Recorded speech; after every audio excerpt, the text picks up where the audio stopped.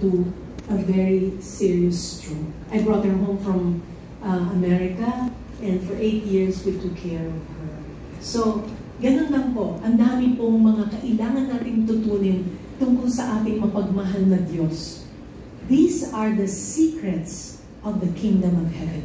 Mga susi, the keys to the secrets of God. That if we don't open these keys, and we don't find out about the secrets of God, again, I'll tell you, you are missing out. Sayang po ang buhay na makikilala mo lang ang Panginoon at magsusuri ka lang sa Kanya kapag ikaw ay naghihingalo na. Sana wag. Dahil kailangan po ng ating bayan mga righteous prayer. Especially, may umuulang po na country, yung China po. Believe it.